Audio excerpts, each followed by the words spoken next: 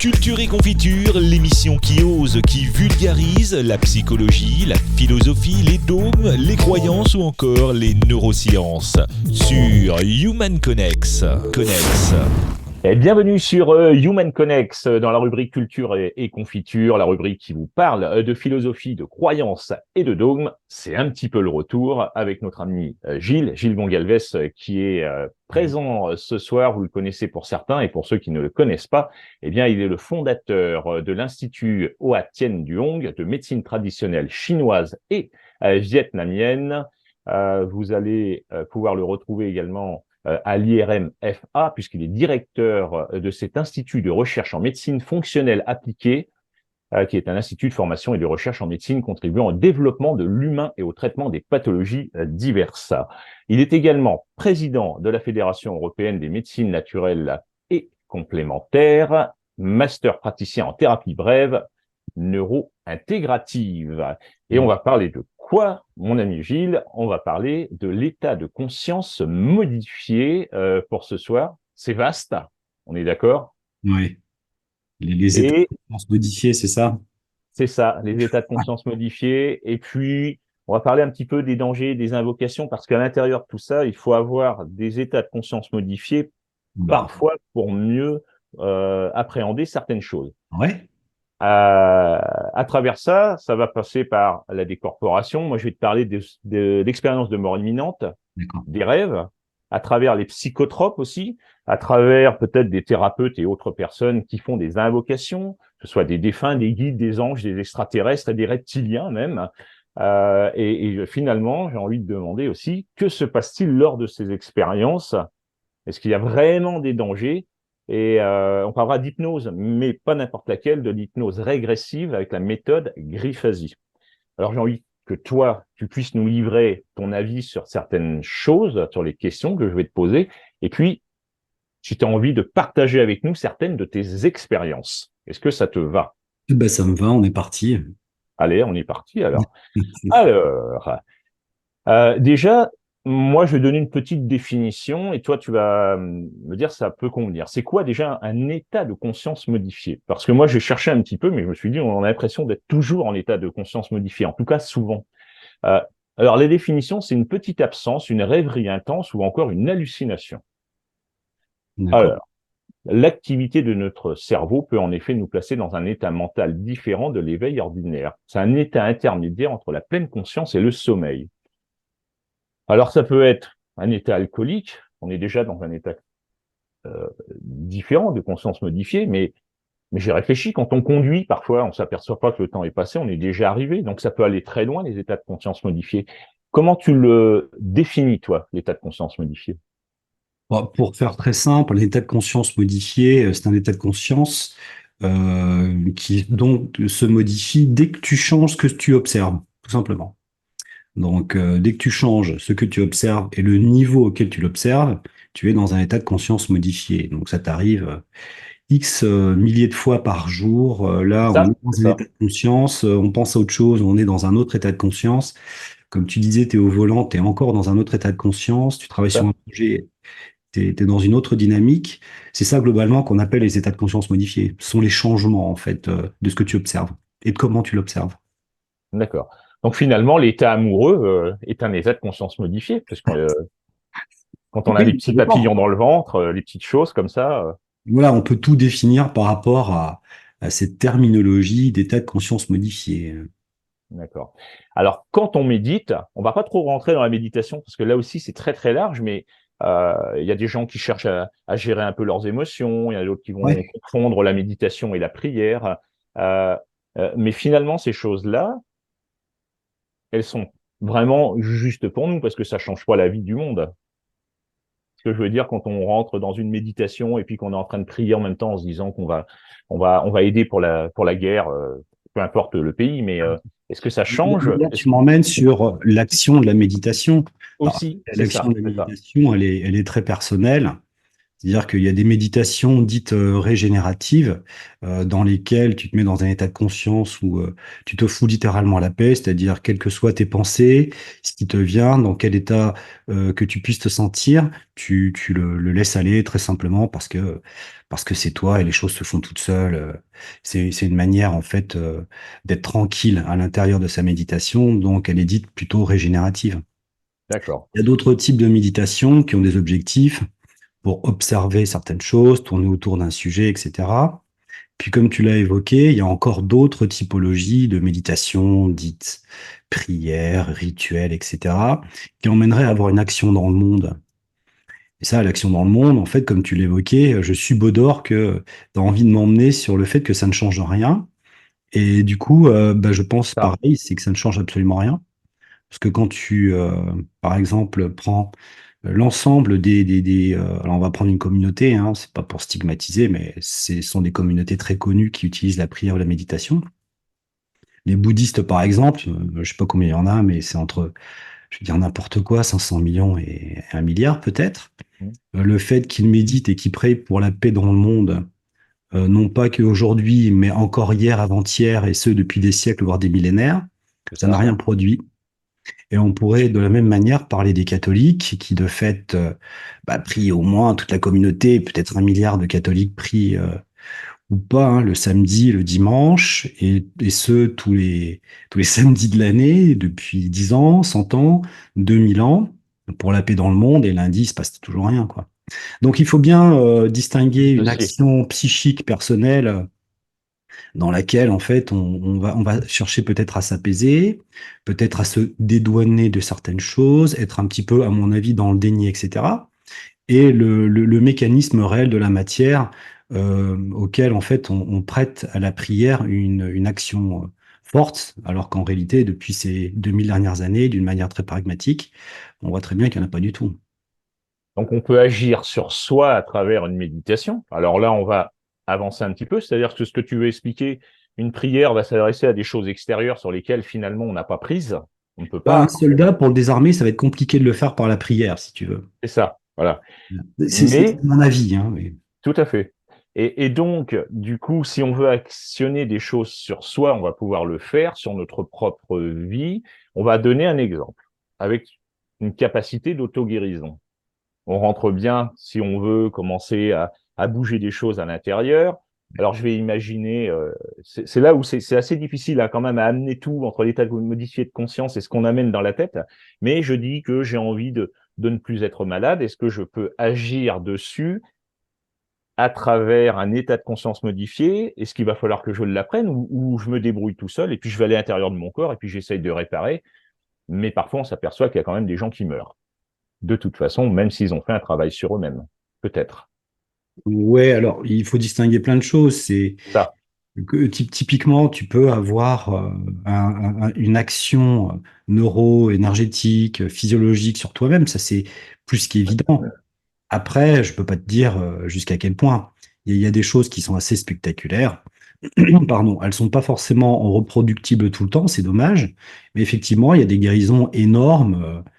Qui se provoquent grâce à des introspections, des mouvements énergétiques ou nerveux qu'on crée à l'intérieur de nous, travailler sur l'imaginaire, etc. Ça, c'est fort possible. Mais pour autant, mais il y a beaucoup d'échecs aussi. Alors, je ne sais pas où tu veux m'emmener, mais globalement, il y a quand même Bah, une tendance à faire, à regarder ce qui fonctionne, c'est très peu, et à regarder ce qui fonctionne pas, c'est beaucoup.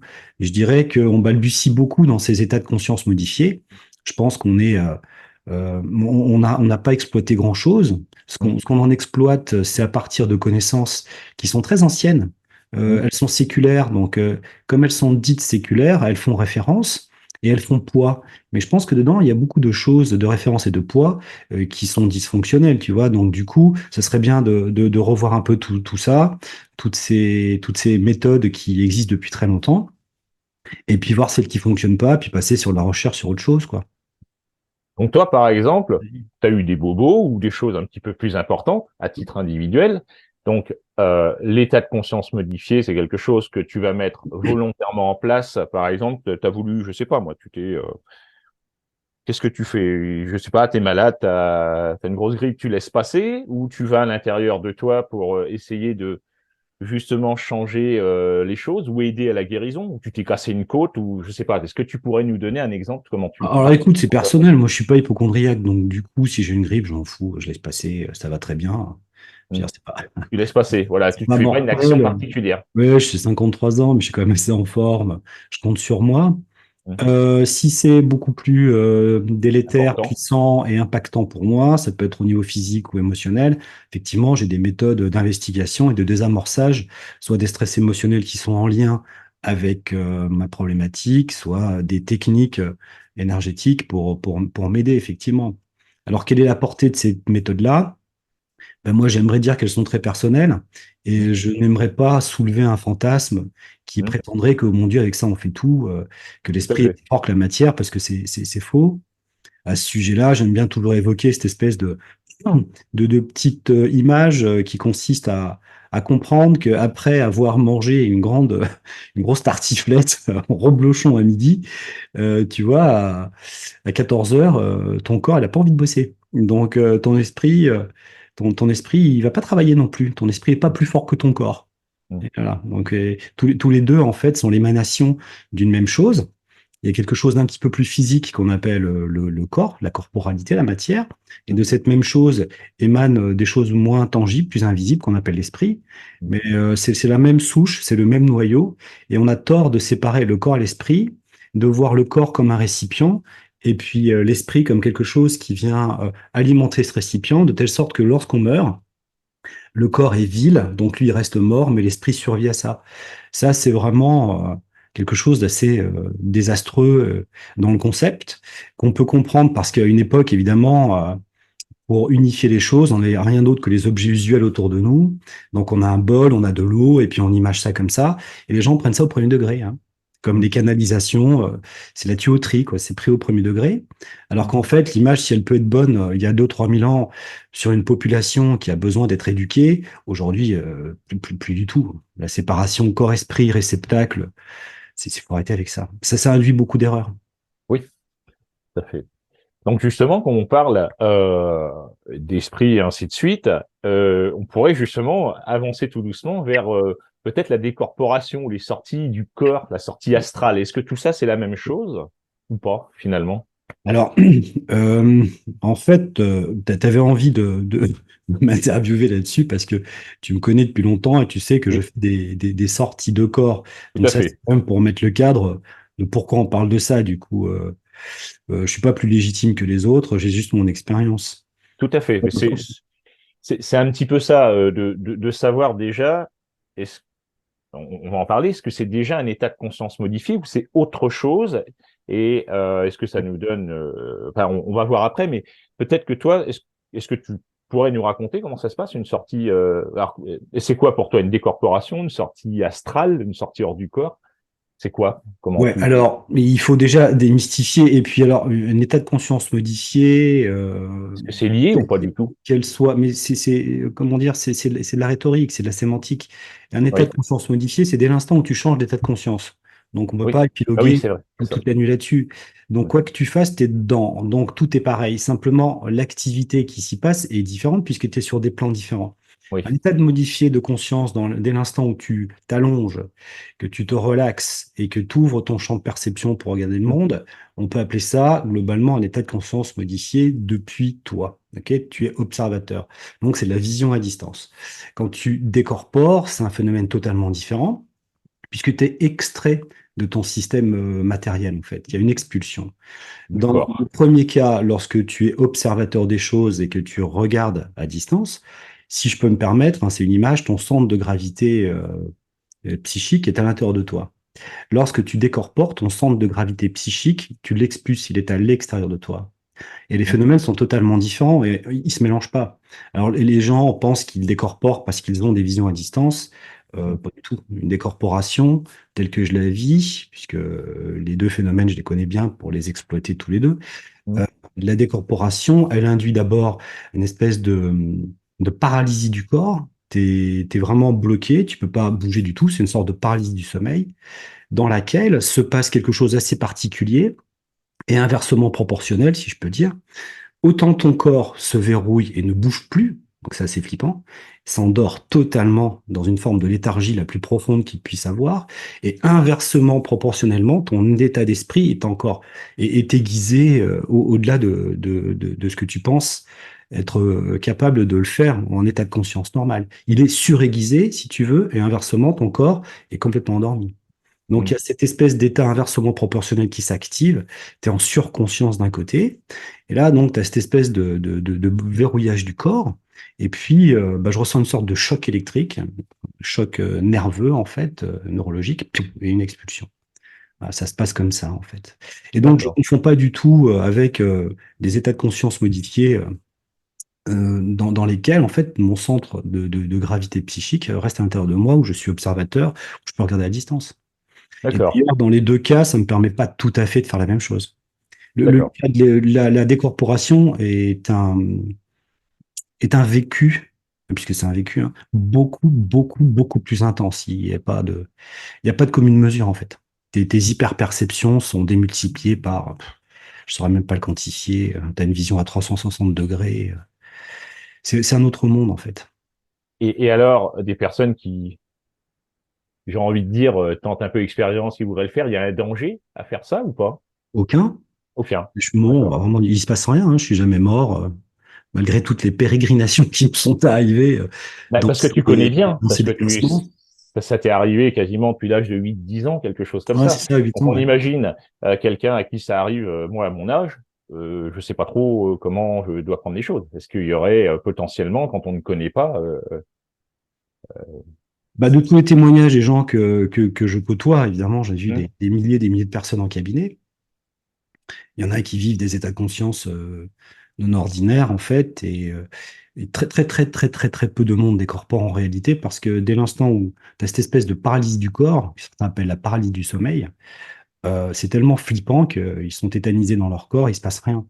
Et ensuite, il y a d'accord, encore cette espèce de châtaigne électrique à dépasser. Donc, ça fait quand même beaucoup de barrières à franchir qui sont, euh, qui sont perturbantes. Et je dirais qu'après, c'est ni un exploit ni autre chose. J'ai envie de dire que tu le fais parce que ta psychologie, j'irais même plus loin, ta psychiatrie personnelle le permet. Tu encaisses ce genre de choses. Et je pense que la d'accord, plupart des gens sont complètement normaux, entre guillemets, je vais dire, à ne pas vouloir encaisser ce genre de choses. d'accord, Donc, c'est pas quelque chose que j'aime apprendre aux gens, déjà, parce que il y en a beaucoup qui fantasment dessus. d'accord. Très, très, très, très peu y arrivent. Et puis, on n'est pas du tout dans le monde de la performance. Et ce que j'ai envie de dire sur ce sujet-là, c'est à quoi ça te sert, quoi, du coup. C'était la prochaine question, justement. C'était finalement, est-ce que ça nous donne des indications de notre état? Est-ce que ça nous donne des indications sur notre âme? Est-ce qu'il y a des messages à prendre ou rien? Alors, C'est juste une expérience. ouais, de la même manière que tout à l'heure, j'ai pas du tout envie d'ouvrir le fantasme. Ça te sert D'accord. à Oui, savoir oui, qu'il y a c'est ça. plein de plans de vie, c'est irréfutable. Tu croises d'autres personnages dans ces plans de vie, tu croises d'autres types d'unités vivantes, si tu veux, de Ah, formes de vie. Et donc, moi, ça me persuade qu'on est une race parmi les millions, voire les milliards de races dans tout cet à fait. univers. Voilà. Tout à Par fait. contre, ma vie au quotidien, elle est noble. J'ai envie de dire que si je suis dans un corps de Gilles, c'est pour quelque chose. Je pense savoir pourquoi. Pas en termes de trame de vie ou de mission de vie, hein, je suis pas là-dedans, hein. Oui, pas de Mais je karma, suis pas dans de la truc. propagation du vivant déjà, rien que ça, comme définition, ça me suffit. J'assume mon rôle et l'idée, c'est que dans la vie de tous les jours, il faut que tu payes tes factures, il faut que tu vives comme un humain, il faut que tu aimes comme un humain, il faut que tu côtoies les autres humains, tu puisses les aider ou pas, que tu progresses toi personnellement, que tu aides à progresser l'autre et que tu aides à progresser une collectivité. Donc je dirais que moi, mes états de conscience modifiés ou mes décorporations me servent à appréhender un monde dans lequel on est, nous, baignés, mais ça me rassure sur ce domaine-là. Mais dans la journée, en fait, je suis quelqu'un où je conseille de rester très structuré sur de la matière humaine, sur le développement humain. Donc, terre à Sinon, je terre. comprends, on peut se barrer dans ces milieux-là en se disant, mais finalement, j'ai moins de souffrance. Oui, mais c'est pas la même expérience. Si tu as un corps, si tu es humain, c'est pour faire d'autres types d'expériences, à nous de comprendre ce qu'on fait et d'être responsable de ce qu'on fait aussi.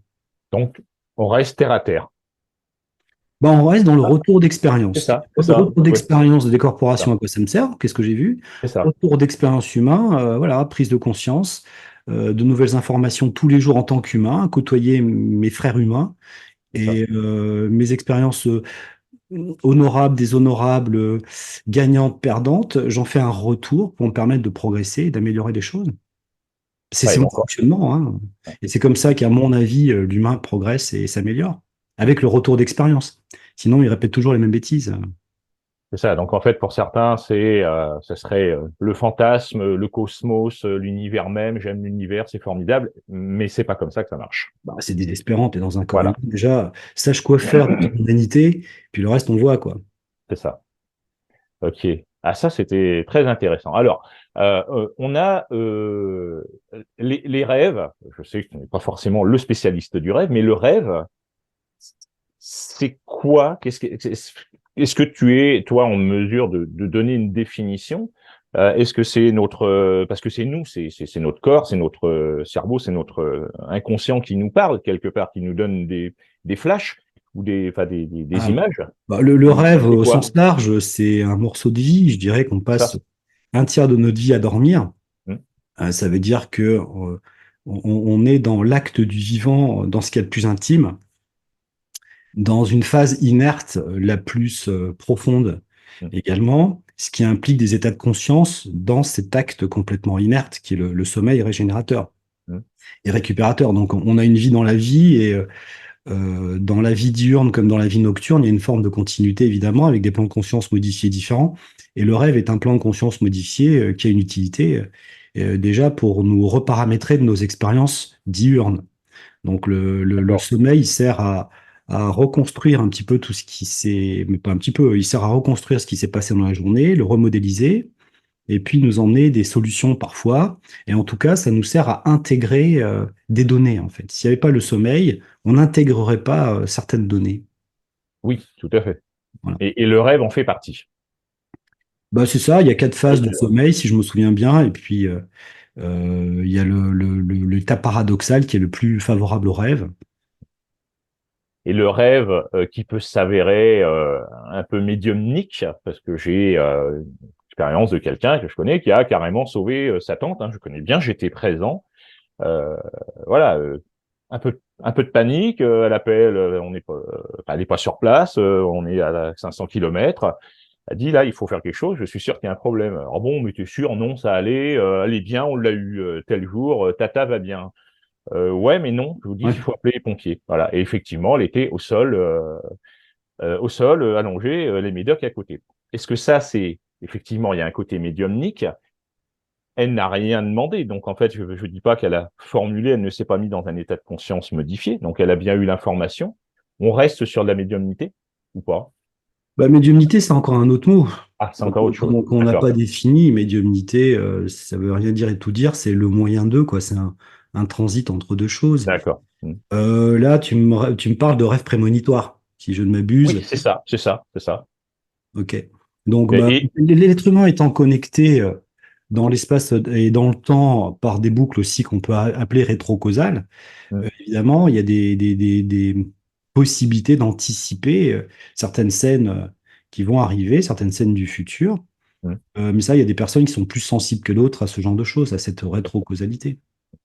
Et le rêve est quand même utile finalement. Il s'avère, on Mais peut le pas rêve dire. prémonitoire, c'est une chose. Le rêve en général, c'est la vie, c'est plus qu'utile. C'est lui C'est qui ça. permet de réintégrer de l'information. Ce que tu Le disais, rêve, oui, il tout meurt, à ouais. fait.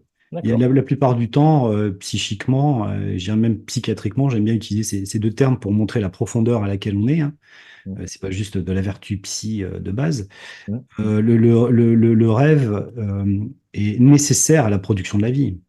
Et en général, tu t'en souviens pas, ce qui est une forme d'équilibre psychique et psychiatrique certain. Mm. Donc, c'est normal que les gens ne se souviennent pas de leurs rêves. Ils sont normaux. Chercher à se D'accord. souvenir, ça peut être un trip, une méthodologie, quelque chose que tu veux découvrir par toi-même euh, pour je ne sais quelle raison ésotérique. Pourquoi pas? Mais le rêve en lui-même, c'est une fonctionnalité psycho-spirituelle, si tu veux, qui est incontournable et qui fait partie du vivant. Oh, C'est un organe comme le cœur, le d'accord. cerveau, tout aussi important. Ok. Et un dernier sujet important, c'est la fameuse NDE, la Near Death Experience, ou encore l'expérience de mort imminente, l'EMI, version EMI, ouais, c'est ça en une français. EMI, voilà. Euh, Là-dessus aussi, on est entre quoi? De la décorporation, de la sortie astrale, parce que pour expliquer, donc la personne, on va donner un exemple concret, la personne est on va dire qu'elle est quasiment cliniquement morte, elle est sur la table dans l'hôpital, enfin, sur la table d'opération, et on a beaucoup de témoignages où la personne se voit à l'extérieur, entend les propos. Euh, Est-ce que c'est effectivement c'est quoi cet état-là? C'est encore un autre état? Ouais, alors j'en ai connu hein, des vrais des personnages. Alors je sais plus quel type de maladie ils avaient, mais c'était pas juste un arrêt cardiaque et Oui. quelques minutes après tu reprends. Hein. Ce sont des maladies neurodégénératives très puissantes et qui ont un retour à la santé assez fulgurant après une expérience de mort imminente qui d'ailleurs pour un personnage en particulier que je connais, que j'ai bien connu, a été validé par le Vatican. Donc c'est pas rien, hein, parce qu'il y a quand même Oui. des sacrés dossiers médicaux avant d'être validés. Et donc, les EMI, pour faire court, effectivement, elles font partie du processus, comment dirais-je, psychique, psychiatrique, Mm. de l'espèce de moment après lequel ton corps, entre guillemets, décède. Donc, il y a plein de témoignages qui concordent tous sur le phénomène du tunnel et au bout, t'as quelqu'un, etc. Il y a cette espèce de concordance. Il y a tout un tas d'autres choses. Peut-être on va pas trop le développer ce soir pour pas prendre trop de temps. Mais l'EMI, pour moi, mort imminente, oui, il y a une mort, c'est clair. Mais quand les gens relatent qu'ils ont vu la vie après la mort, c'est là où moi je suis gêné parce que ayant des expériences de décorporation, ce que je vis, mon vécu, n'est pas une vie après la mort. Et je ne suis pas mort. Donc, les personnes qui reviennent, puisqu'elles témoignent, c'est qu'elles sont vivantes, elles ne sont jamais mortes en réalité. Donc, on ne peut pas parler de vie après la mort en disant qu'on est dans ces espèces de perceptions de voyages astraux ou dans d'autres mondes ésotériques, vaporeux, etc., qu'on peut qualifier de ça, c'est la mort. Je pense pas. Ça, ce sont des états intermédiaires, mais c'est absolument pas la mort. Personne n'est revenu de la mort. Personne ne peut témoigner de la mort. Les Non. véritablement morts, donc qui n'ont pas fait de EMI, ne peuvent pas témoigner d'où ils sont après une réelle mort.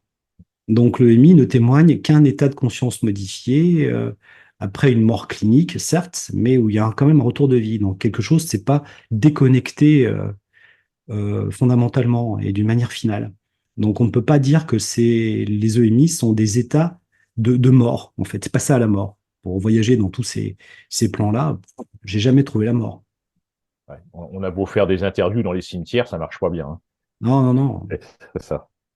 Bon, ok, c'est un petit peu, oui, c'est un petit peu la manière dont je peux aussi C'est le percevoir. surfait, voilà, évidemment, c'est spectaculaire et c'est très heureux pour les personnes parce que elles sont C'est vrai. flippées. Donc, quand elles reviennent d'un coup, elles reparamètrent leur vie, elles crient aux vertus spirituelles. Mais je pense que quand tu as eu peur, tu vas donner de l'importance plus fondamentale aux choses qui sont autour de toi et tu vas être moins futile, hein, je dirais.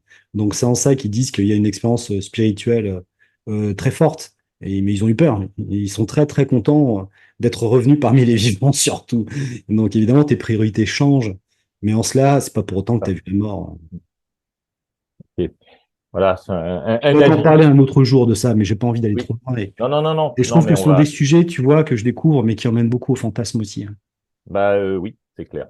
Alors, il y en a un qui est pas forcément un fantasme. On va Ah, changer, on va passer sur le prochain. Alors, si, il a quand même un côté fantasme, parce que si on utilise des psychotropes ou des hallucinogènes, ouais. ça peut être un petit peu du fantasme, parce qu'on voudrait aller atteindre des sommets à travers ces drogues. Euh, j'ai presque envie de commencer comme ça, et tu vas rebondir là-dessus. On n'a pas tous forcément les capacités, enfin, ça c'est ce que je crois, c'est comme ça peut-être que je le perçois, certains sont peut-être plus doués, d'aller bien, de vivre mieux, on n'est pas tous forcément égaux, Et on peut être tenté d'aller vers certains psychotropes. Alors, ça peut être, on va dire, oui, mais c'est pas forcément dangereux. Alors, je peux parler de l'ayahuasca parce que je l'ai vécu, ou de l'iboga qui sont des plantes. Alors, on va dire, oui, mais c'est quand même pas de la synthétique. Et je sais que tu as un avis, j'ai envie de dire, tranché, et je te connais suffisamment pour savoir que effectivement, on ne devrait pas avoir besoin de ça. Mais la question, elle est entre quand on est un peu affaibli, on a envie de se tourner vers ça, et l'utilisation des psychotropes nous mène à quoi finalement? Bah, tu me connais, tu as anticipé mes réponses. Mais Oui, du c'est un petit peu coup, ça, mais c'est mais en fait, j'ai envie de dire d'abord, pour commencer, il faut mettre un cadre. C'est-à-dire, les gens sont pas bien, mais de quoi? Je pense qu'avant de prendre des substances quelconques, ils devraient déjà avoir recours aux médecines classiques, je dirais même psycho, pour aller déterminer quelles sont leurs problématiques de vie. Et il y en a pléthore, les thérapies brèves. S'il y a un problème transgénérationnel, ça peut se régler aussi de cette manière-là. Moi, je pense qu'il y a beaucoup de personnes choc qui ont de émotionnel. réels problèmes de vie, qui ne se sont pas donné les moyens non plus d'avoir certaines ressources à un moment donné, qui se retrouvent paumés dans la vie. Donc évidemment, réactiver des ressources, réactiver de quoi travailler, c'est compliqué pour beaucoup. Et puis certains ont vécu des traumas, soit familiaux, soit d'abus sexuels. Il y en a énormément, hein, d'attouchements, d'inceste, de choses qui les ont fracassés. Et évidemment, c'est compliqué de les traiter. Donc j'entends que c'est compliqué de les traiter, que la psy classique ou la neuropsy n'a peut-être rien pu faire pour eux. Évidemment, les abrutir de médicaments, c'est pas une bonne idée parce que t'es pas en plein moyen de tes capacités. Et donc, je comprends par là même qu'on aille vers la question des psychotropes. Alors, les psychotropes ou les plantes particulières, les champignons, etc., j'en ai une, entre guillemets, attention, une bonne opinion médicale, avec un bon dosage, un spécialiste, sur des symptomatologies médicales, il n'y a pas de problème. Quant à les utiliser pour déployer sa conscience, alors déjà que tu es perdu, alors si tu prends ça, c'est même pas la peine. Ça veut dire que moi, je me demande comment, en fait, on peut continuer à perpétuer de se droguer pour aller dans des états de conscience modifiés. Et dans lesquels, en plus, le chaman te dit non, mais je suis là. Mais non, mais le gars, quand il part en vrille, hein. Le chaman n'est pas du tout sur le même plan. Tu peux pas le chercher. C'est dans l'invisible et de l'impalpable. Ça n'existe pas, hein. Tu décorpores avec quelqu'un, imaginons qu'il puisse le faire. On n'est pas sur les mêmes plans, hein. Ça, c'est un leurre. Donc, personne ne se trouve réellement, quoi. Donc là, du coup, l'exploiter pour des états de conscience modifiés, entre guillemets, spirituels, je comprends pas, là. Oui. Ça montre, ça signe pour moi une incapacité à le faire naturellement. Donc c'est assez, pour moi, dangereux. Évidemment, tu auras toujours des personnes que ça réussit, mais ça réussit comment, en fait? Quand tu regardes leur vie après. Oui, Et de la oui, même manière, c'est des voyages parfois qui choquent les personnes, qui réalisent qu'elles ont intérêt à structurer. Il y a des choses inconscientes, psychiatriques qui se mettent en place, ça, évidemment. Je ne bah, le nie pas, mais c'est vraiment très peu sur la vague d'individus qui utilisent ces psychotropes, la Washka tire l'arigot. Je trouve ça un petit peu dommage d'abîmer l'humain, tout à fait. l'enlever de sa propre capacité en fait à pouvoir le faire et de lui faire croire qu'avec une plante, c'est une plante qui te commande, t'imagines? C'est Déjà, ça. l'humain n'arrive pas à se commander et il donne les commandes à une plante. Mais pour On- moi, c'est ça la vraie hallucination, elle est là. ouais, je vais reprendre des choses que tu dis et qui vont vraiment dans ce sens-là. Et malgré que moi, parce que tu le sais, je suis allé au Pérou, j'ai Ouais, fait ouais, bah, l'ayahuasca, t'as fait, oui, euh, chacun fait ses voilà. expériences, c'est très bien. Mais je confirme aussi que bon, moi, ça a été quand même bien raide, hein. Donc, mais Et ça, après, j'en reparlerai peut-être un jour. Et après, je peux pas trop répondre. En tout cas, ouais, voilà. c'est vrai, Bon. c'est quelque chose qui est quand même assez violent. Mais je suis Et entier. après, je suis pas sûr que ta vie soit arrangée, puis on va rester sur le secret professionnel. C'est ça. Et globalement, mais Tout à ça fait. l'a jamais été transcendantal hein, pour les gens qui sont partis là-bas, hein. Ils C'est ça. continuent après à revenir en Europe avec une espèce de pseudo-recherche spirituelle sans fin, dans laquelle ils entretiennent leur propre malaise, fixation que ça va toujours pas, etc. Et je vais justement reprendre des petits morceaux de ce que tu dis et qui vont vraiment dans le sens, heureusement d'ailleurs. Tu dis la conscience n'est pas localisée au cerveau. En cela, elle peut se délocaliser et aller se connecter sur les champs d'information du vivant. Ouais. J'espère que vous avez suivi. Moi, j'ai bien suivi. Vous T'as pourrez appris le ça sur mes réécouter. sites, c'est ça? Oui, j'ai récupéré. Attends. D'accord. Cela nécessite, pour être efficace, de l'entraînement et une méthode. Le praticien est le seul outil, vecteur lui-même du scan, comme un scanner, et du traitement par sa propre connexion au vivant. Il a la capacité d'aller chercher de l'information chez le sujet à traiter, que ce soit des humains, des animaux. J'imagine lui-même, tout le vivant est relié énergétiquement. Ça confirme un petit peu ce qu'on disait tout à l'heure, c'est cette capacité, et effectivement, avec des méthodes et des techniques que, entre autres, toi, tu apprends, tu peux nous apprendre, ou en tout cas nous guider, euh, c'est du boulot, c'est tout le temps, c'est tous les jours presque, c'est de l'entraînement, c'est ça? Mais ça n'est que de l'entraînement. Si tu veux, comment dire, tout court-circuiter, tu te drogues et tu pars n'importe où, Ça. hanté par je ne sais quoi qui te montre je ne sais quoi. Si tu as vraiment envie de te développer en tant qu'humain, physiquement, bah, tu dois t'entraîner. Intellectuellement, tu dois apprendre à compter, à lire et à écrire. C'était pas venu du monde spirituel, hein. C'est des gens qui t'ont aidé à le faire avec une vraie compréhension, une méthodologie, qu'elle soit bonne ou pas, peu importe. Mais je parle là de construction. Et puis, dans ces domaines-là du vivant, en fait, si tu veux regarder quelque chose à distance, tout étant interconnecté, enfin, il n'y a plus de mystère, hein, je vois pas à quoi ça sert de passer par des intermédiaires, alors que puisque nous, on est connectés, nous n'avons qu'à nous entraîner nous-mêmes en tant qu'humains à accroître nos propriétés de captation de l'information et de vision à distance. C'est aussi simple que ça. Mais il faut s'entraîner. Et le raccourci, c'est le lundi, tu connais rien, le mardi, tu prends un truc, ou tu as un médium qui scanne à ta place, et le mercredi, tu sais, mais ça marche pas comme ça, la vie. Tu ne sais pas en 48 heures. Non, c'est toute une vie parfois. Bah, disons que c'est de l'entraînement, savoir aussi à quoi ça te sert. Le Ouais. plus important, c'est pas de faire les choses pour les faire, parce que c'est chouette ou que t'es mal, c'est à quoi ça te sert. Il faut toujours, à mon avis, mettre un cadre dans ce qu'on fait et bien savoir vers quoi on va, quels objectifs on va atteindre. Est-ce que d'ailleurs, ces objectifs sont intéressants ou pas? Mm. Est-ce qu'il n'y a pas plus court, plus rationnel et plus facile? Facilité, j'entends pas justement claquer des doigts et prendre une plante, hein. Bien Je sûr. veux dire, moins se tordre la tête avec des principes spirituels, alors que déjà, dans la vie de tous les jours, ça va pas. Déjà, règle la vie de tous les jours. Déjà. Oui. Déjà, ça ira mieux, quoi. Pour beaucoup de monde, hein, j'entends. Ouais. Et il y a quand même alors une capacité de volonté, de courage, parce que quelque part, comme me disait un copain, mais la vie, des fois, il faut être courageux. Et c'est assez vrai. C'est Euh, courage, hein. il faut déjà je vais dire un truc con, mais pour certains, déjà se lever le matin, c'est compliqué, quoi. C'est compliqué, ouais. Et il y a aussi quand même, on a quand même j'ai envie de dire, un monde un petit peu fou et pas facile tous les jours à appréhender. Et on a quand même des dirigeants globalement qui ne sont pas là forcément pour nous aider, ne serait-ce que de voir les 4 dernières années passer.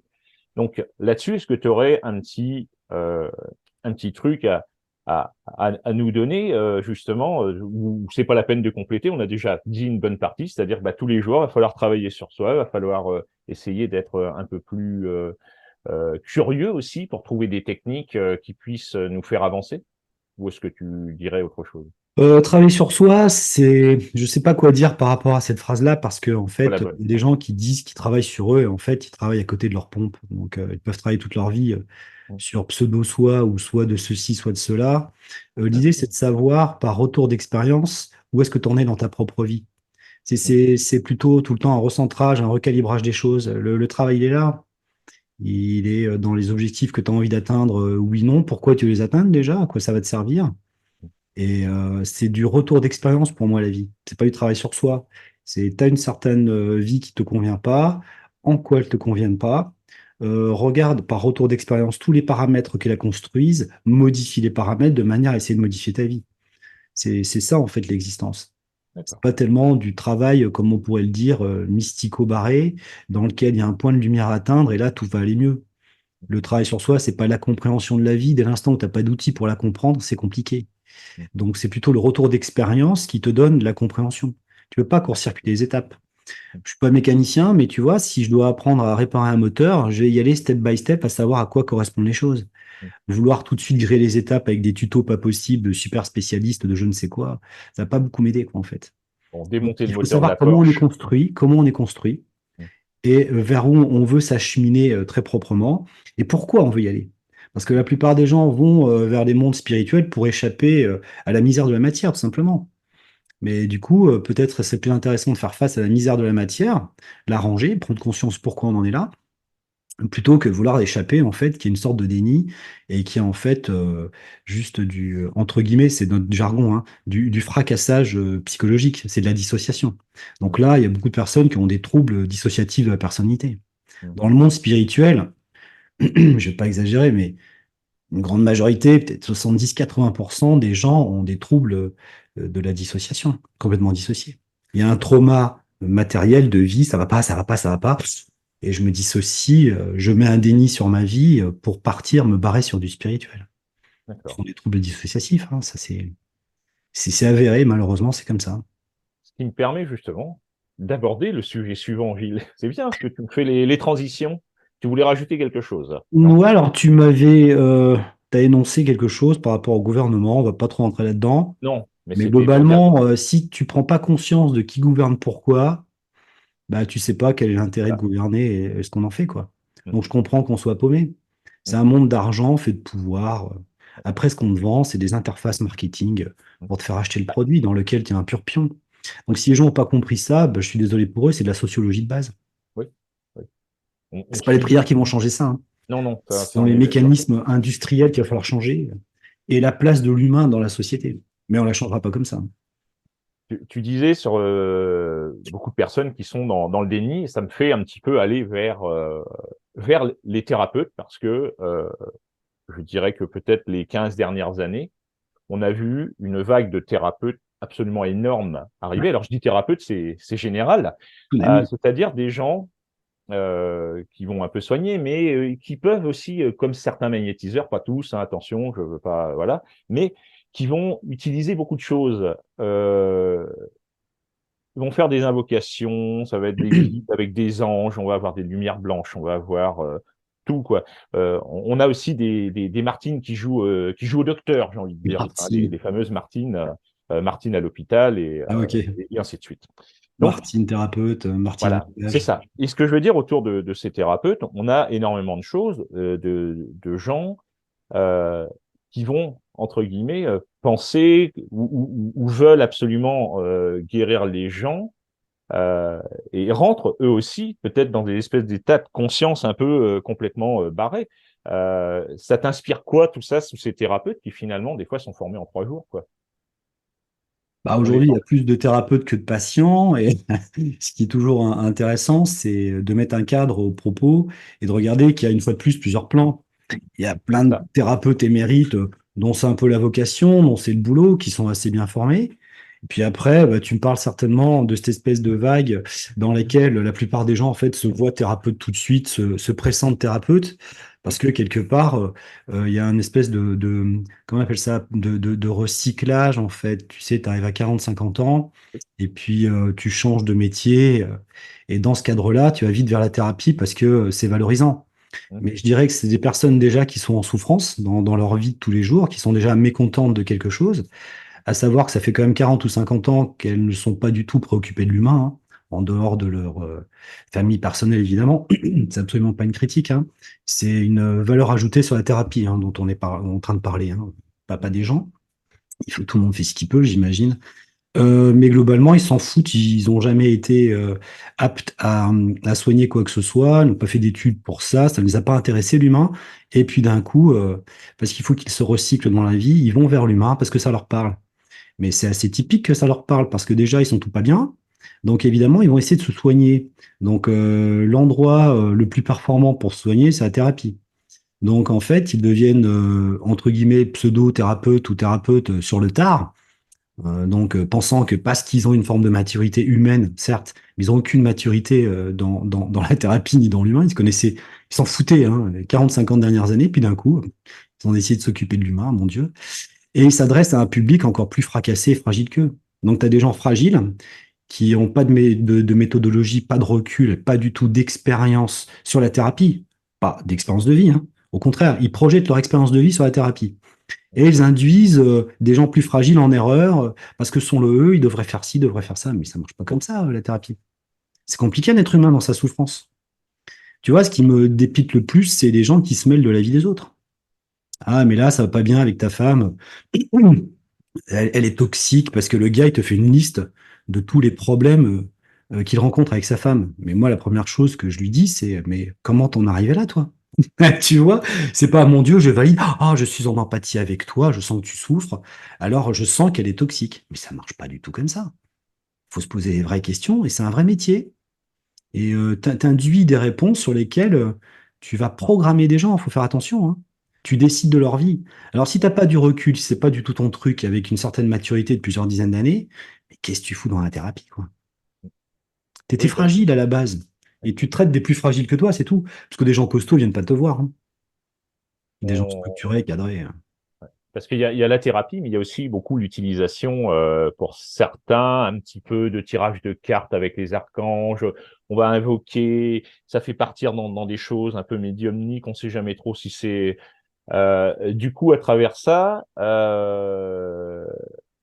on induit encore plus une croyance, puisque c'est un peu encore plus de dogme. On conserve un peu ce côté religieux, j'ai envie de dire, qui fait qu'on va attirer des choses pas forcément très très bonnes, puisqu'on parlait d'entités, puisque tu parlais tout à l'heure que euh, il y a des milliers de races en quelque sorte, de milliers d'espèces d'êtres vivants qui ne Ouais. sont pas forcément des humains. Donc on va attirer des énergies, comment on appelle ça, des entités, des énergies, et c'est ça? Ou d'autres. Bah, disons que j'aimerais encore recadrer le débat, si tu veux bien, et Mais pas vas-y, aller directement là-dessus. parce que c'est tellement C'est-à-dire large. que les gens qui tirent les cartes, j'ai un profond respect pour les personnes qui prennent de l'information, qui sont capables d'en faire quelque chose. Donc, j'ai aucun problème avec les tireurs de cartes. J'ai un problème, il y a des gens qui sont capables proprement Oui. de tirer les cartes ou d'aider quelqu'un, parce que c'est leur fonctionnalité depuis longtemps, ils s'en sont entraînés, ils ont pesé déontologiquement le poids de ce qu'ils vont raconter à quelqu'un, et il y a très peu de gens comme ça, mais il y en a. Donc, bah, très bien. Donc, je vais pas stigmatiser tout un milieu, Bien parce qu'il y sûr. a 90% à l'intérieur de ce milieu qui devraient pas toucher à ça, quoi, parce que c'est pas du tout leur compétence, mais même pas dans leurs compétences intérieures. Ils ont aucune déontologie. Normalement, un bon tireur de cartes, le gars, il se connecte sur, on va dire, ton monde invisible. Il peut anticiper un tout petit peu d'une manière rétro-causale ce qui peut t'arriver, mais c'est pas ça qu'il va faire. C'est quand il va tirer une carte sur, par exemple, un problème de couple ou un problème de travail, il va te demander où t'en es par rapport au travail, comment tu peux arranger ça, qu'est-ce qui se passe. Il va chercher, toi, te faire travailler sur les forces en présence qui vont que tu vas essayer de t'améliorer dans le système. Donc on est très très très loin et de rabibocher ton couple, rabibocher ton boulot. Voilà, oui, mais comment tu te démerdes, mon pote? On va regarder ça. Hein, quelle énergie tu mets là-dedans? Tu vois? Voilà. Mais sans, voilà, sans fustiger la personne, comme certains pseudo-médiums qui n'ont aucune compétence te font culpabiliser. Faire réfléchir quelqu'un sur sa vie, c'est pas le faire culpabiliser, hein. Ah, c'est Tout à ta fait. faute, t'as mis une mauvaise. Non, mais on passe. Donc, du coup, j'ai du respect pour les gens qui tirent les cartes, pour certains types de médiums qui sont capables d'aller chercher de l'information, de lire de l'information à distance. Ça, c'est pas un problème. Par contre, que les gens en fait profitent d'une manière incompétente de ces cartes pour te dire ce que tu dois faire, d'une manière complètement bébête, comme si c'était des agents du futur ou de ta conscience, je trouve ça désastreux. C'est un milieu qui est désastreux, Mm. qui ne fait que des emmerdes. Ouais. Et les gens, en fait, vont vers ces milieux-là, parce que bon, quand tu fais de la socio, c'est des choses que tu analyses dans les thérapies, hein. Il y a des vrais métiers, dont le mien, qui s'occupent de regarder comment ça marche. Tu sais, notre vie, elle est misérable, elle est éphémère matériellement pour certaines personnes. Tout le monde sait qu'on va passer peu de temps sur cette terre et que du coup, on a une espèce de disproportion entre notre passage sur Terre et l'immensité du cosmos, de la mort, etc. On fait ce rapport-là. C'est-à-dire, on va passer peu de temps sur Terre incarnée de manière très éphémère, mais on va passer tout le reste des après-vies sur des millénaires ailleurs. Donc, il y a une disproportionnalité, puisque on te dit qu'on est issu de ces milieux invisibles. Imagine quelqu'un qui arrive, qui profite de ça et qui se fait l'intermédiaire. C'est tellement facile. Toi, t'es pas bien dans ta vie et tu as quelqu'un qui se fait l'intermédiaire entre ces super mondes invisibles d'où tu viens avec toute l'information et le petit monde éphémère dans lequel tu es. Tu lui prêtes des vertus de portail qui sont extraordinaires. Et tu as plein de gens incompétents et puis tristement, comment on va dire, fragiles, en fait, qui se font le portail ou le porte-parole d'un monde invisible. Et déjà, regarde ta vie, quoi. Et c'est cette disproportionnalité réelle ou fausse, hein, peu importe, cette espèce de hantise de la non-existence qui pilote l'existence, qui fait que ces gens-là prolifèrent. Parce qu'on a besoin de se rassurer. Oui, Tu te rends compte, on a une vie éphémère, mon Dieu, cette vie, elle est posée dans quelle immensité? On a besoin d'avoir le contexte. On sait que c'est polysystémique, il y a des choses qui influent sur nous. Donc, on va avoir des gens qui se font le porte-parole, le portail de ces énergies. Et ça repose sur nos grosses névroses, hein, en fait, hein. Cette disproportion entre la vie éphémère et le fantasme que l'univers, c'est tout pour toi, quoi. c'est ça. Alors que l'humain, une fois de plus, il faut qu'il pose son système, hein. Tu rencontres des gens, tu vas appeler ça le destin, peu importe. Moi, j'y crois pas trop. Mais tu vas rencontrer des gens capitaux dans ta vie et des gens secondaires. Les gens qui sont capitaux, c'est qu'est-ce que tu vas en faire? C'est tout. Je laisse passer ma chance ou pas. C'est Tu ça, laisses quelque passer ta part. chance ou pas. Soit tu exploites cette personne capitale qui va te faire fonctionner dans la vie, parce que tu as un retour d'expérience qui te permet de comparer les gens entre eux. En tout cas, ce que ça t'apporte, hein, j'entends, hein. Et là, tu essaies de fonctionner au mieux dans ta vie. Je ne parle pas d'opportunité, hein. Mm. Le multi-opportunisme, c'est justement quand tu sais pas quoi. Tu sais pas cadrer les choses, tu sais pas qui est qui, tu prends un peu partout. Mm. Voilà. Non, je parle de personnes qui comptent vraiment dans ton existence. Ta vie va se tracer autour d'eux. C'est qu'est-ce que t'en fais? Et tes D'accord. capacités, c'est qu'est-ce que t'en fais? Tout va se traduire à travers ta capacité. Si t'en fais rien, bah, ta vie va être un peu plus désastreuse que si tu fais quelque chose de tes vraies capacités et des gens que tu rencontres qui ont vraiment quelque chose à t'emmener, Mm. qui sont des piliers, quoi, en fait. Tout à fait. D'accord. Et après, tu m'as parlé, tu m'as emmené Oui, sur la oui, canalisation de certains médiums. voilà, c'est ça. Mais c'est ça parce qu'en fait, j'hésitais là à revenir parce on va attaquer parallèlement à ça. Je ne sais pas si c'est un peu la même chose, mais sur l'hypnose régressive. euh, alors Ouais, ça, c'est l'hypnose, je encore un pense autre que truc. Ouais. voilà, mais je pense qu'on est sur de la canalisation en même Ah, temps d'accord. pour certains sur la partie hypnose. Je pense que globalement les gens savent ce que c'est. Hypnose régressive, on va dans le passé, et hypnose régressive technique, je crois que c'est ça, technique ou méthode Grifasi, on est justement en appel avec ces fameuses entités, alors peut-être pas forcément des archanges ou autres, mais on est sur des choses un petit peu différentes. Donc toi, Oh, comment tu on va vas, faire le tri aussi là-dedans, hein. comment? Le tri, bah oui, c'est ça, c'est un petit peu le but. Bon, pour certains, pour beaucoup, on appelle, bon, on peut invoquer Dieu côté religieux, d'autres, ah bah, je vais appeler, j'ai mon ange gardien, hein, par exemple. Ah oui, mais j'ai plus fort, j'ai l'archange. Mais finalement, on appelle qui? On appelle quoi, là, quand on appelle des trucs comme Alors, ça? déjà, tu m'as parlé de médiums qui se faisaient le porte-parole de quelque chose. Médium ou Ça, de nouveau, on va remettre un petit thérapeute aussi. cadre. Ah bah maintenant, il y a plein de thérapeutes qui font ça. Tout à fait, tout à fait. D'ailleurs, il y a des gens qui viennent me consulter, qui me saturent dans mes consultes parce que je canalise en rien. Et ils me disent, je trouve même plus un ostéopathe ou un acupuncteur qui ne demande pas à ses guides de bosser. Non, mais c'est une vraie catastrophe. Donc les gens sont flippés. Ils se disent, mais moi, je vais pas voir un mec avec guide spirituel à la con. Je voudrais voir un professionnel de santé. Il sait où il sait pas, mais son guide, il C'est sait ça. pas mieux, hein. Bon, bref, ça, c'est la petite parenthèse. Mais globalement, l'idée est assez délétère pour la conscience humaine de laisser ta place à une autre conscience à l'intérieur de toi. D'autant plus que tu sais pas ce que c'est. C'est ça, c'est ça. Donc, évidemment, ange, archange, mais quand tu regardes entre guillemets, hein, tu me passeras l'expression, le merdier dans lequel on est dans cette humanité, ils foutent pas grand-chose, ces anges et ces archanges, hein. Et ces guides spirituels, comme tous ceux qui prient, il y a pas de portée. Mais je dirais même qu'au contraire, c'est plutôt une espèce de chape marécageuse dans laquelle on est, quoi. Où toutes ces personnes qui sont dépossédées de leur conscience, qui donnent leur conscience à autre chose qu'eux, en fait, ne font que contaminer le champ humain de ces énergies dégueulasses, en fait, hein. C'est un champ de contamination à travers lequel ils se servent du patient pour contaminer. Donc, tu as un contaminé, c'est-à-dire il est possédé, il est interféré, on va dire, au minimum, c'est-à-dire qu'il n'est plus lui-même. Par quoi? On ne sait pas. Et de la même manière, puisqu'il soigne et qu'il a quelqu'un en face de lui, il interfère également, puisqu'il projette l'énergie de son interférence dans le patient. Et tout ça, ça se communique. Avec, comme d'habitude, une petite proportion de gains, hein. On n'attire pas les mouches avec du vinaigre. Donc, tu as des petites réussites, ce qui fait que tout le monde s'accroche dessus, mon Dieu. Lui, il a Est-ce que ça, je aucun te coupe, bagage, mais donc c'est un peu spectaculaire.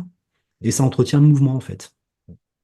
je te coupe un instant, mais est-ce qu'il se peut qu'on ait quand même certaines entités, alors on pourrait mettre des fantômes, on peut mettre tout, hein, des défunts ou des choses comme ça. Est-ce qu'il se peut, il y ait quand même des bonnes entités ou pas du tout? Mais c'est, C'est oui, pas comme ça qu'il faut raisonner, peut-être? si, mais comment dire, on est créé génétiquement par des formes de vie, point barre. Elles ne te veulent pas du mal. Mm. Par contre, ta création, c'est de la conscience. On évolue par retour d'expérience. C'est pour ça que je parle souvent de ça dans mes Tout à conférences. fait. Le monde, on le crée, on le développe par retour d'expérience, en analysant ce qui se passe, comment on peut mieux faire, et ainsi de suite, pour progresser. Or, si on se confie toujours à quelqu'un d'autre, on ne progresse jamais réellement tout seul, tu comprends? Donc, ces fameuses entités qui seraient bénéfiques, elles n'interviennent pas. Elles te donnent des possibilités génétiques d'ouvrir ton système, donc de collecter de l'information. Mais après, c'est toi, qu'est-ce que t'en fais? L'expérience, c'est à nous de la faire. C'est à nous de voir dans quel monde on patauge. Et si on veut en créer un différent, bah, peut-être il faut s'intéresser à nos institutions, qui commande qui comment on est éduqué, quel type de croyances on a. Mais dans ce champ de contamination aujourd'hui, j'ai envie de dire, c'est comme une maladie, le puce est collecté. Et là, du coup, on arrive à l'apogée de l'infection et c'est en train de péter. Ça fait des siècles et des siècles que toute Mm. notre spiritualité est délétère. Ah oui. Et on est en train de péter, tout simplement. Mm. On l'a devant nos yeux, hein, ça marche pas. Donc, je pense qu'il est temps de plutôt faire les expériences qu'on arrive, nous, à rationaliser un minimum, essayer de les projeter en avant pour faire mieux que ça. Tu vois, par exemple, les commémorations contre la guerre, ça sert foutrement à rien puisqu'il y a toujours des guerres. Une commémoration, c'est pas un retour d'expérience. Tout à fait. Un Oui, retour d'expérience, c'est il y a eu des guerres, il y a eu plein de morts, bon, on arrête ça. Non.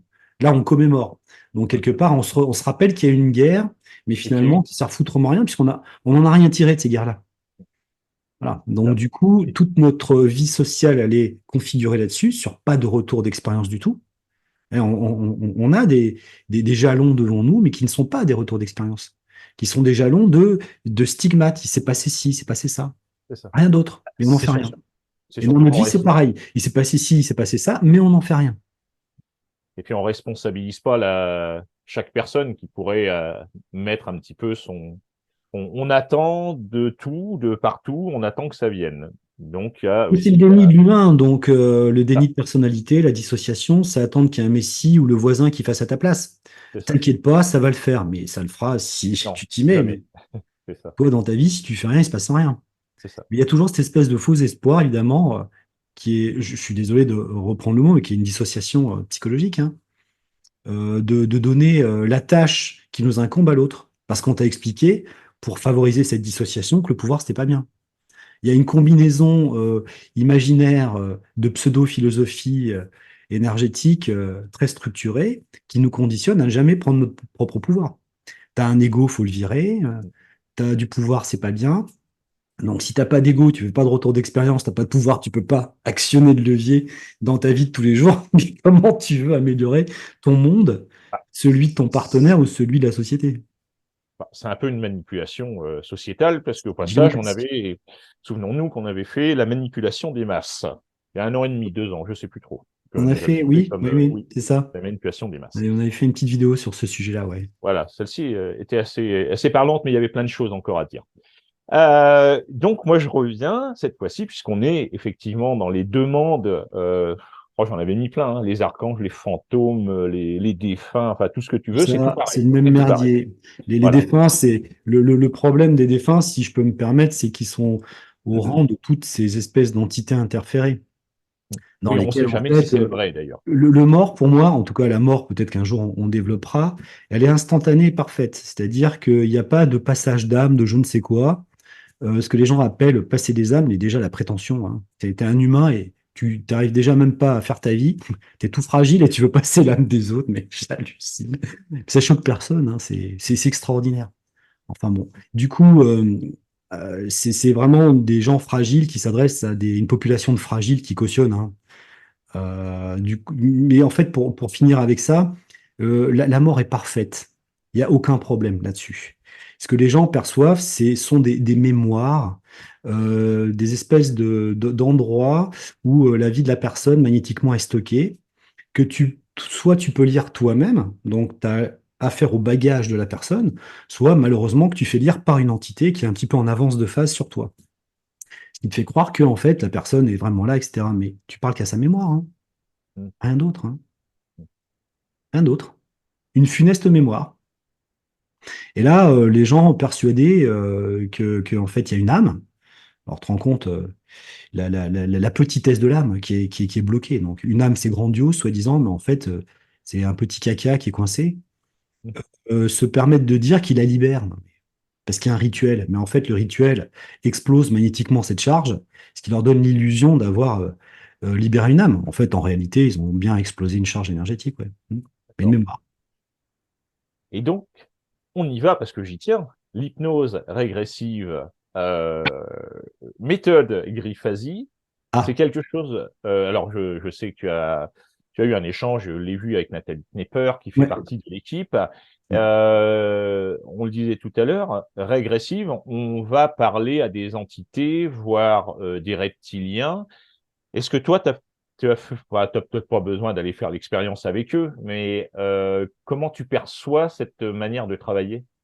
Alors, la régression, l'hypnose, c'est une méthode qui emmène les gens dans des états de conscience modifiés de manière à aller sur les endroits les plus favorables pour eux pour soigner quelque chose ou bouger quelque chose. Ou les Donc, guider, en ouais. ça, c'est une régression. Régression à l'intérieur de soi, régression dans le temps. Enfin, voilà, le mot régression peut s'adapter à tout.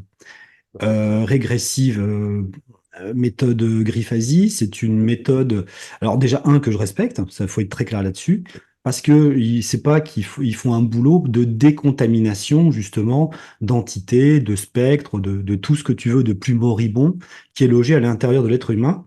Et je partage leur avis dans le fait que c'est pas quelqu'un qui va t'exorciser de l'extérieur. Une fois de plus, tu donnes ton pouvoir à l'extérieur. C'est plutôt un accompagnement qui va être fait de manière à ce que tu reprennes ton pouvoir à l'endroit où il y a le problème, de manière à ce que tu nettoies toi-même ce qui a été mis, de ta, comment dire, de ta confession, de tes croyances ou pas. Parce que quand tu crois qu'évidemment des êtres spirituels sont là pour ton bien et que tu es complètement poreux, que tu as une vie un petit peu misérable et que tu es constamment ouvert à des êtres spirituels pour t'aider, tu te fais interférer, contaminer. C'est toi qui l'as en fait créé, je vais pas dire voulu, je vais pas fustiger les gens, mais globalement, ils ont ouvert le champ à être contaminés. Il y a des graines qui se sont mises dedans. Donc, je suis d'accord avec le fait qu'il faille aller virer ces graines et aider la personne à les dégager elle-même. Mais on peut être contaminé bébé? Non, pas forcément. Mais si, bébé. Ah oui, donc on n'est pas conscient quand ça Mais c'est arrive. mémoriel tout ça. Ouais, C'est ouais. Moi, je mémoriel. fais pas de D'accord. différence entre l'esprit et la matière. Oui. On trimballe déjà des gros problèmes de nos ancêtres. Je pense que la plupart du karma, ce qu'on appelle le karma, c'est juste des visions ancestrales de problématiques de nos aïeux. On a des milliers et des milliers et des milliers derrière nous qui ont vécu des tonnes de choses. C'est aussi pourquoi c'est très facile d'avoir ces images-là et de les vivre, puisqu'elles sont dans notre génétique, hein, de toute façon, et que ce sont des choses qui ne devraient pas régurgiter. Si elles le régurgitent, c'est parce qu'en fait, on y est connecté depuis une souffrance de maintenant, en fait. Qui C'est comme si rappelle, on allait c'est ça. chercher des solutions ailleurs, on souffre. Là, j'ai un trauma émotionnel, j'ai pas de solution, donc ça va fouiller dans mon système archaïque et génétique et trouver un trauma antérieur, plus ou moins imagé, qui est identique à celui-là, pour voir si j'ai trouvé des solutions. Oui, Donc tu te fais des espèces de boucles dans le temps qui servent à rien, en fait. parce que nous sommes la somme de nos ancêtres, en fait. Donc, évidemment, Mais t'es que ça. c'est ce qu'on appelle un travail transgénérationnel pour aller débloquer certaines choses.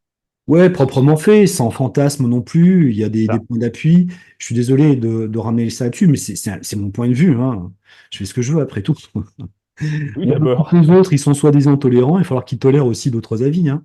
tout à fait. Je pense que le point de départ, il est physiologique dans toute une partie psychodynamique spirituelle, j'entends. Mm, Mais ta matière résonne ta génétique. Tu n'es fait que de tes ancêtres et de ta génétique. tout à fait. Donc, globalement, quand on parle de spirituel ou de génétique, on parle de la même chose. Oui, ok. Et On ne peut pas alors, dissocier une mémoire cellulaire, une mémoire spirituelle. C'est indissociable pour moi. ça va permettre, on va rester, parce que dans la technique Grifasi d'hypnose régressive, on a souvent affaire à des entités, et ça va être sur le dernier chapitre, où on arrive sur des entités extraterrestres ou des reptiliens. Alors,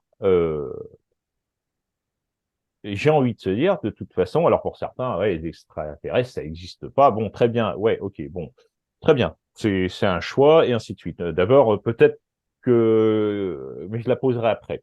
J'ai envie de dire, finalement, est-ce qu'on peut être connecté à des entités extraterrestres? On parle souvent de reptiliens. Alors, si on veut sentir ou voir, est-ce que c'est un changement de fréquence, de niveau vibratoire? C'est ça? On est toujours dans les... j'ai perdu le titre de l'émission, d'ailleurs. Dans les états Sur les modifiés de états de conscience. conscience modifiés, voilà. Est-ce qu'on est là-dessus ou cette fois-ci, on parle d'un changement de fréquence? C'est-à-dire que notre œil humain ne voit pas certaines choses, mais il faut changer tout ça. Comment tu perçois? Là, je t'ai encore balancé un gros amas comme ça. Euh, qu'est-ce qu'on en fait de tout ça, de Mais ces que visites? tu appelles ça fréquence ou état modifié de conscience, c'est la même chose. C'est la même chose, on est d'accord. Ok. Dès que tu es dans Parfait. un état modifié de conscience, tu es dans un type de fréquence. Il y a plusieurs fréquences. Il y a le... C'est de la neuro, hein. Donc, dans mes Tout à fait. souvenirs, il y a l'état bêta 1, qui est l'état de veille active. Mm, C'est comme une pyramide, si tu veux. D'accord? Ce qu'il faut, c'est mm, se figurer une pyramide. mm. Donc, l'état bêta 1, il est en haut. Donc, c'est l'état dans lequel on est tout de suite. Donc, c'est l'activité restreinte, c'est l'état ordinaire de conscience. D'accord. Le mode travail, si tu préfères. OK? Quand tu es en surstress, tu vois que tu es sur le pyramidon. Donc, tu as un point de vue beaucoup plus étriqué, un état de conscience beaucoup plus étriqué. Tu es dans une forme de couloir de stress et tu augmentes en Hertz, en fait. Tu es entre 100 et 40 Hertz. C'est Quand ça. tu descends à un état de veille restreinte, je ne me souviens plus bien, mais tu es entre 30 et 15 Hertz ou 14 Hertz. OK? Et Mm, quand tu descends dans des états de conscience modifiés, dit bêta 2, alpha, tu as entendu parler des modes alpha, ou de la mm. Tout à fait. sophrologie, la Tout à fait. sophronisation. Donc tu rentres dans des modes alpha, c'est des modes de veille diffuse. C'est des états de relaxation, par exemple, l'alpha 1, et tu vois qu'on est dans des états beaucoup plus larges. Notre conscience embrasse de l'information d'une manière beaucoup plus large. Mm. Mais elle ne peut pas en faire grand-chose dans son état de conscience de travail, puisque c'est entre 30 et 14 Hertz, l'état de conscience dans lequel on est. L'état alpha 1, on est, je ne sais pas, entre 13 et 10 Hertz, quelque chose comme ça. On n'est pas du tout sur les mêmes modalités. Donc, depuis l'état de 10, de 13 Hertz, Ouais. 10 Hertz, en fait, tu es dans un état relax où ton corps ne bougera pas. D'accord. Oui. Voilà. Et quand tu descends encore plus profond, donc entre 10 et 7, 7 et 4, le sommeil, ben en Mm, fait, tes états de conscience sont de plus en plus larges, mais tu peux de moins en moins les utiliser dans un état de veille, en fait. On n'est plus sur les d'accord. mêmes niveaux. Les gens confondent ça. Ils D'accord. pensent que justement, puisqu'ils ont plus d'informations dans des états de veille profonde ou de veille paradoxale, Mm. ils ont donc plus de pouvoir, en fait. C'est créateur. Et pas du tout. Tu es juste sur un plan avec plus d'informations. La création, elle est en haut de la pyramide. Oui. Puisqu'il faut actionner le corps, la neurologie, la psycho, etc. C'est Et toi donc, qui vas la faire, l'action. ah ouais, c'est toi, tu es obligé. Si tu restes dans un état de sommeil toute ta vie, bah, tu vas pas faire grand-chose, tu vas même mourir sur ton lit. Et ça, c'est important de le signaler. Donc, Ouais. quand on parle d'élever les fréquences, en fait, on les baisse. D'accord. Neurologiquement, Oui, on oui, je comprends. descend à Oui. 13, 10. En Et, dessous de 7, tu dors. Donc, ouais. Et donc, effectivement, on va changer ce niveau de conscience. Et c'est mm. là qu'on va pouvoir avoir aussi, euh, parce que j'ai vu Fabrice Bonvin, qui est donc un des grands Mais ça, spécialistes c'est du... encore autre chose. Ouais, mais Reviewing. qui évoquait, oui, mais c'est même pas ça. C'est qui évoquait le fait que, je me suis perdu, que effectivement, on peut voir, certaines personnes ne voient pas les vaisseaux ou extraterrestres parce qu'ils ne sont peut-être pas forcément, alors je le dis peut-être pas très bien, mais on peut le voir selon l'état de conscience dans lequel on est. Mais c'est intéressant puisque tu fais tout par rapport aux états de conscience. C'est ça. Donc, moi ou toi, comme on n'est même pas dans le même état de conscience, alors qu'on Oui, parle ensemble, on oui, est dans deux mondes assez différents. Donc, il peut m'apparaître à moi ou à toi c'est ça. d'autres formes de vie sans pour autant que le collectif s'en aperçoive. C'est ça. C'est ça. On est d'accord. Donc, Donc, il a raison, Fabrice. c'est ça. Et là-dessus, toi, sur la partie extraterrestre, on parlait avec les reptiliens. Est-ce que c'est Ah, quelque chose qui te alors parle, les reptiliens? après, moi, je dis une Tu fois me de plus, dirais je tout. respecte profondément le travail de la team Griffasi, parce qu'ils Oui, font un travail de déminage.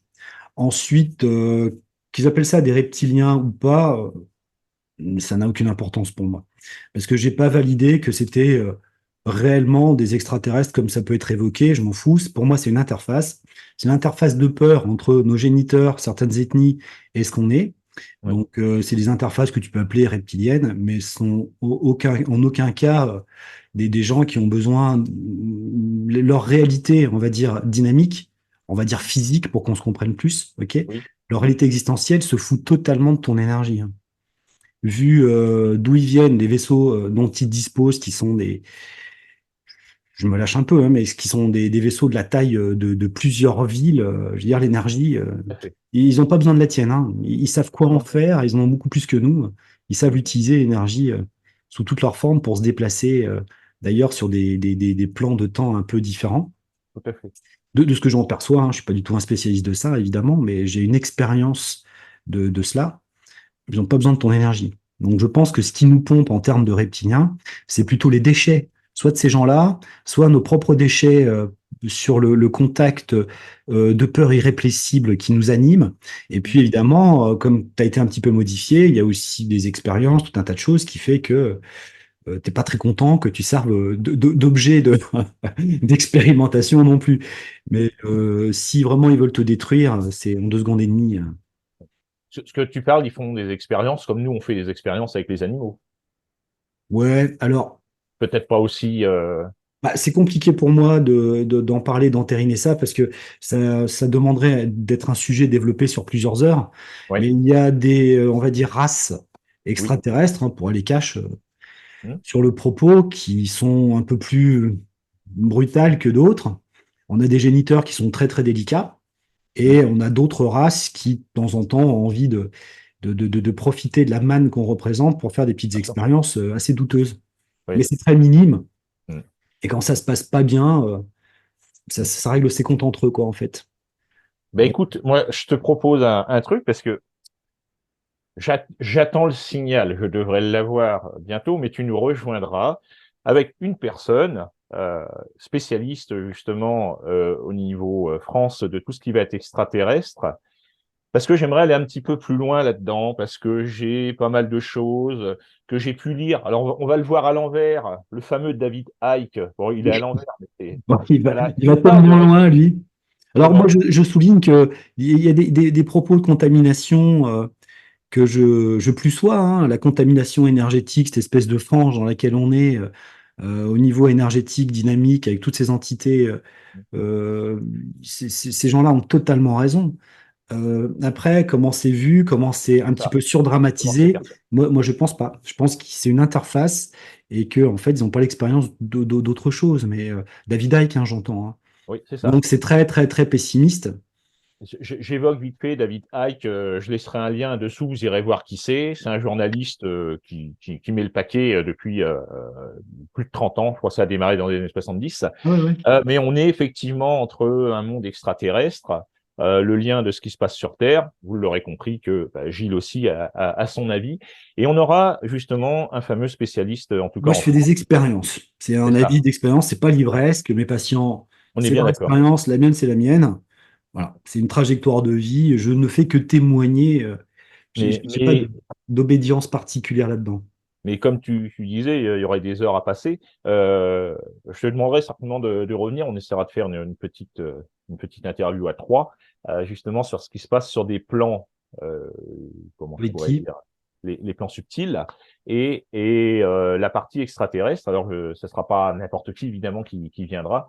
Et on essaiera de faire quelque chose autour de ça. J'espère en janvier, février. Et on vous tient au courant parce que ça va mériter, je pense, vraiment une interview complète là-dessus, mais il en manquera toujours des questions.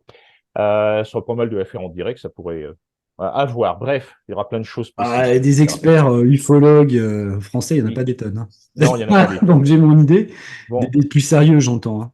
oui, tout à fait. Ouais, on Et pour n'ira revenir pas. un petit peu à tout ce qui était ésotérique, régressif, en fait, ça a quand même été beaucoup emmené par une femme qui s'appelle Dolores Cannon, qui à Oui, une époque propageait beaucoup par hypnose cette information-là qui était relatée par ses clients ou patients, hein. Je sais pas comment tu veux qu'on dise, pour moi c'est des patients, mais du coup, et qui témoignaient d'abduction, oui, d'avoir été séquestrés, charcutés. c'est ça. On a fait des essais sur eux, mais je pense que ça a pris une proportion dynamique, à mon avis, hein, trop grande, qui aussi alimente tout un tas de, entre guillemets, fantasmes de peur dans lesquels, en fait, les gens, dès l'instant où ils sont plus maîtres d'eux-mêmes et qui se sentent Oui, un peu pilotés et manipulés par autre chose, également vont faire ressurgir des choses de cet ordre-là dans lesquelles on peut leur induire très facilement.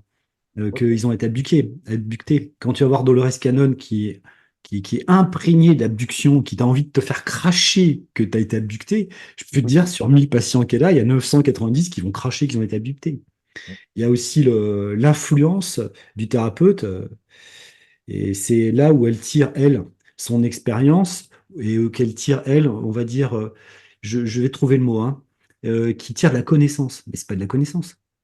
Et tes patients souffrent. C'est de la souffrance. Ils parlent que de souffrance. Ils parlent pas de connaissance réalistique, globale, universelle. Et ils ne parlent que d'eux-mêmes. Et ils parlent aussi de leurs archétypes intérieurs. Ils parlent de leur peur que tu peux clipper sur une abduction, sur tout ce que tu veux. Je ne nie pas qu'il n'y en ait pas, hein. Attention, hein. Non, on est d'accord. Et je crois qu'il y a beaucoup d'interfaces dans notre inconscience, de frayeur entre tout ce qu'on a dégagé comme horreur depuis la nuit des temps, en contact aussi avec d'autres espèces, Bien et sûr. puis ces espèces elles-mêmes qui ont une trace magnétique sur cette planète et qui ont aussi des déchets psycho-énergétiques sur lesquels on se connecte. Et il y en a qui sont pas super intentionnés, je comprends très bien, mais énergétiquement, je peux t'assurer que de ce que moi j'ai vu en expérience, ils n'ont pas besoin de toi ou de moi pour faire des expériences pourries ou prendre de l'énergie, hein. Merci, Gilles. Je t'en prie. On l'a fait plus long que d'habitude. Ah, Et bon, d'accord. c'était les états de conscience modifiés, c'est assez compliqué parce que évidemment Ouais, certains doivent se dire ouais, mais moi je voulais savoir comment ça se passe comme ça et comme ça. ben Et on on ne peut refera. pas trop parce que c'est tellement vaste qu'on est obligé de parler de certaines choses. Moi j'ai voulu effectivement évoquer des sujets bien particuliers à travers l'état de conscience Ouais. modifié, mais finalement en préparant ça, je me suis aperçu que mais finalement on était en état de conscience modifié quasiment tout le temps à partir du moment où on est dans quelque chose. Et là, on a emmené sur des choses que toi, tu connais par expérience. Et puis, eh ben, ça nous a permis d'en découvrir un petit peu plus aussi sur comment tu vois les choses, comment tu les perçois, et peut-être de démystifier, comme on disait, il y a des véritables pathologies, comme tu disais, il y a des véritables souffrances. On n'est pas toujours et forcément emmené sur des choses complètement barrées. Et effectivement, nous sommes bien la somme de nos ancêtres, et donc il faut faire avec, et il faut essayer d'avancer. Et j'ai envie de dire que tu nous amènes un petit peu à nous responsabiliser et à faire confiance à notre propre énergie, la nôtre, au plus profond, puisque l'être humain a des grandes capacités. Ça pourrait être d'ailleurs un prochain thème aussi, savoir sur les capacités humaines, jusqu'où on pourrait peut-être aller, parce qu'on est quand même bien affaibli avec tout ce qui se passe. Donc, ça sera le petit mot de la fin. Est-ce que tu nous lis un petit mot de la fin? Une bonne année?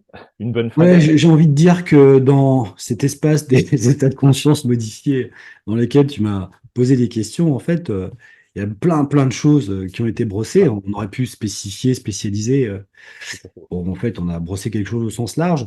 Moi, ce que j'ai envie de dire, c'est que quel que soit le bout par lequel tu le prends, en fait, ou que les gens le prennent, c'est qu'un niveau, en fait. Il y a les thérapies, ça veut rien dire. La thérapie, elle est pas, c'est pas de la vérité existentielle fondamentale. C'est qu'un petit bout de ce qu'on peut aujourd'hui concevoir à l'endroit où on est, avec les connaissances qu'on a, rien d'autre. Et il y a plein de thérapies différentes, en fait, qui sont sur des plans différents. Point barre, et tout ça, ça devrait pas se faire concurrence, parce qu'il n'y en a pas un qui a une vérité, mais on est multifactoriel, polysystémique, et donc on peut explorer plein de systèmes. Pour moi, le tout, c'est de le faire avec cette espèce de retour d'expérience, ce fort professionnalisme que certains ont, bravo, hein. Il y a des thérapeutes, médecins qui sont très très forts, et s'ils n'étaient pas là, on serait mal. C'est un plan dans l'urgence, c'est très bien. Il y a des énergéticiens avec des modèles plus ou moins cohérents, des modèles plus ou moins pourris. Et il y a des gens, en fait, qui sont dans l'ésotérisme, qui sont très concrets, très cartésiens. J'ai beaucoup de respect pour le magnétiseur propre, le tireur de cartes propre qui sait te faire travailler sur ta vie pour t'emmener à réussir. Moi, ça me va bien. Le gars qui te dézingue tout, qui prend le pouvoir sur toi et qui voit l'avenir pour toi, pour moi, c'est merdique et programmant. Donc, et les Bon, bah, énergéticiennes qui se recyclent en changement de vie, je pense que la plupart devraient se poser les vraies questions, à savoir pourquoi elles ont quitté leur ancien travail, de leur insatisfaction et leur fragilité, pourquoi en fait elles vont encore plus s'adresser à des gens plus fragiles qu'elles. Et c'est en ça qu'elles ont de la réussite. Voilà, donc bon, cette dernière frange de population qui est 80% des pratiques aujourd'hui est désastreuse. C'est désastreux pour tout le monde parce que c'est des champs de contamination qui viennent empêcher les gens, comme un paravent, qui vient empêcher les gens de trouver des super balèzes, qui font pas plus de pubs, qui sont pas plus connus, parce que c'est à qui mieux mieux, hein, c'est le monde du fantastique. Va la voir, elle est géniale, mais en fait, c'est des quotas de satisfaction plus que des quotas d'efficacité. Mm. Et on fait plus la différence entre la neuropsy, la psy, le cartomancien qui devrait avoir des grosses notions fondamentales en psychologie pour aider l'autre, et Mm. pas le dézinguer à coups de prédictions à la con. Et en fait, on est en 2024 bientôt, et du coup, ça serait bien qu'on progresse, qu'on arrête un petit peu d'être archaïque dans nos propos énergétiques, puis se dire, OK, ben, je suis peut-être pas structuré pour être thérapeute, il faut que je le fasse. Alors, faites des études de thérapie, de psychologie, de neuropsy si vous voulez, que ce sont les méthodes les plus proches, parce que c'est intangible, hein. Et après, tire les cartes si tu veux. Mais tirer les cartes juste parce que tu penses avoir un don, mais tout le monde en a un, la connectique. Donc là, tu t'es trompé déjà. Tu es juste plus fragile que les autres et tu prends ta sensibilité, ta fragilité pour une sensibilité qui te donne le droit d'ouvrir des espaces dans lesquels toi, t'es pas stable déjà. Tu vas capter plein d'informations pourries par rapport à toi. Et le pire, c'est capter encore plus d'entités dans lesquelles tu vas te créditer, puisque toi, tu es un être exceptionnel, vu que dans ta fragilité, tu ramasses tous les caniveaux, eh bien, tu fais venir les caniveaux chez ton patient. Bravo. Tu peux l'appeler Archange si tu veux, hein. Merci Donc, Gilles. la prise de conscience, retour d'expérience, pour Ça finir. marche. Non, non, mais c'est très très bien. Je te laisse aller jusqu'au bout. Voilà, je me répète, on a été un petit peu déstructuré au départ, mais après, à chaque fois, on y arrive à un moment donné. Eh oui, C'est-à-dire à la c'est un quatrième heure, dialogue, c'est un dialogue. à partir de la 4e heure, on est bon. Ah, c'est ça. Non, non, non, mais voilà. Donc en tout cas, merci. Oui, On va essayer. Oh, je vais pas vous dire, je suis régulier pour les vidéos, hein, ça vous l'avez constaté, mais en tout cas, on essaie de se retrouver en février, peut-être mars, janvier, je sais pas exactement, d'accord. et on ira du côté de la partie extraterrestre, mais sur 2 niveaux et sur 2 plans. Je crois qu'il y en D'accord. a même plusieurs. Ça Merci Gilles. marche. Je t'en prie, Dominique. Merci. Je te souhaite une bonne année Bah oui, bientôt, on est ou à la veille. une bonne fin d'année alors. Hein. Bonne fin d'année. Ouais. Bon, À salut tout le bientôt monde tout le monde. et à bientôt sur Human Connect. Merci à tous. Ciao, Au revoir. ciao. Au revoir.